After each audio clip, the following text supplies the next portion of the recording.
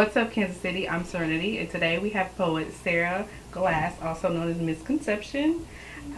You've been doing poetry for quite a while, actually, right? Yeah, probably since like 2007. Oh, Officially in Lawrence is where I started. okay. How'd you come up with MissConception? Where did that come from? The very first spoken word slam piece I ever wrote after being introduced to sort of the Blue Room scene was called My Main Misconception. And I just sort of started having to like embody this other character in order to actually be able to get up there and do it. And it just evolved into me being MissConception. Oh, so when did you get into spoken word? Have you been writing most of your life? Is this new for you? Yeah, I remember writing when I was 8th grade, 9th grade in math class. I didn't really want to do math, so I would write poems. And then once I hit college, I was a journalism major.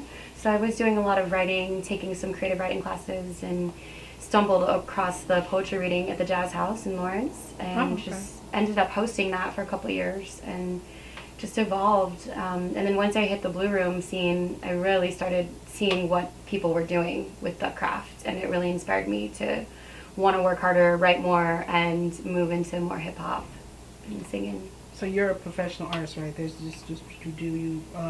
You do this full time. You also own your own business, right? Can you tell us a little bit about what you do with that? I was running the Vibe Tribe Kansas City for the past few years, which was an artist collective group of artists who were fire spinners and DJs and painters and performers, and we would not only put on shows but help support other people who were putting on shows, go to festivals. Really, our goal was to inspire everyone to be a part of the show, whether it's with words or movement or playing with fire. Right, because you do the hoops. Yeah. Oh, yeah, you're like really good with those too. How long you been doing the hula thing? Since about the same time, since about 2007 in Lawrence, I started hanging out with circus clowns, and just happened. I didn't really try and seek it out, but it kept me moving and physically, in shape, and now it's just really fun to play with hula hoops. Who knew? I never thought I would be here, but... Right. So who would you say inspires you poetically? Well, I came heavily from the jam band live music scene. That's kind of where I started.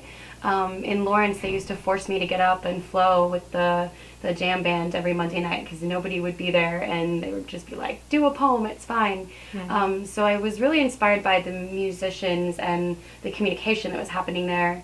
I always say that if you put Ani DeFranco and Jurassic 5 together, you get a misconception.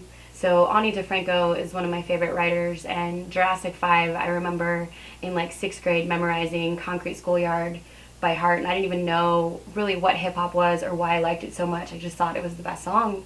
And being able to flow words off your tongue like that was so meditative for me. So those were my two musical influences.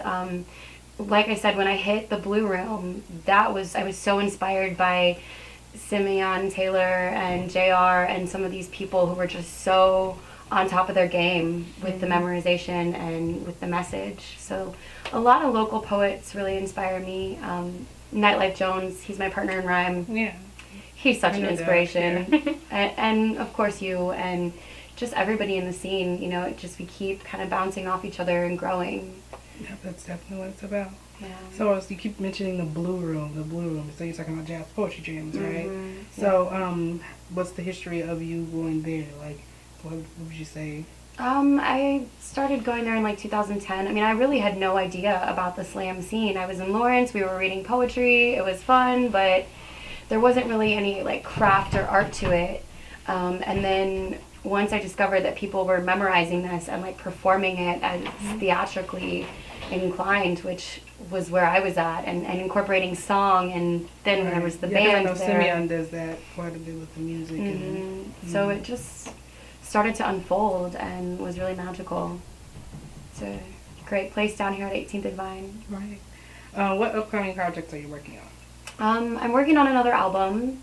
It'll be How many albums do you have? This will be my 4th. Oh, wow. So I have a self-titled one, MissConception, Ostentation, and Saraswati was my last one. So just started recording a 4th one, which I believe is going to be called Serotonin.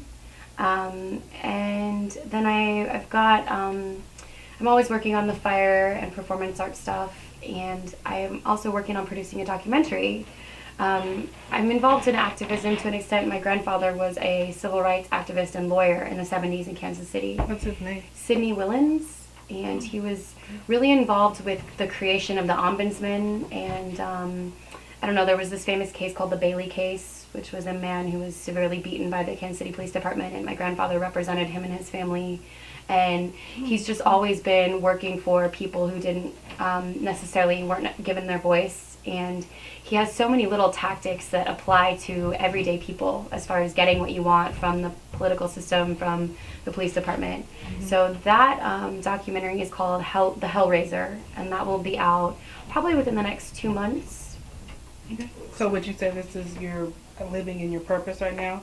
Doing For sure. Carrying on my grandfather's bloodline and his work, getting his message out would be like the best thing I could probably do as far as helping the situation that's going on right now. You know, there's people out in the streets every day in Kansas City standing up for what they believe is right, and I think that's so important. And if we were all just a little bit more empowered to do the right thing and to be able to make changes ourselves rather than rely on lawyers or politicians, I just think we could all be even stronger as a community. So, and the whole point of poetry for me is to be delivering your message, and as an activist, you know, to be making the world a better place. Right, that's true. Yeah.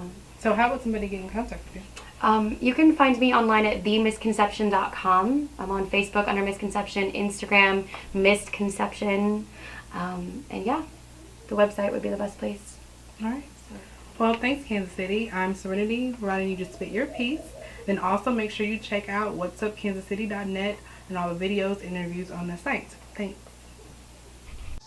Hi, my name is Nelson. And my name is Mia. And we are CMG. If you would like to promote your business, goods, or services, Visit us at whatsupkansascity.net and cascadesports.tv. And remember, it pays to advertise.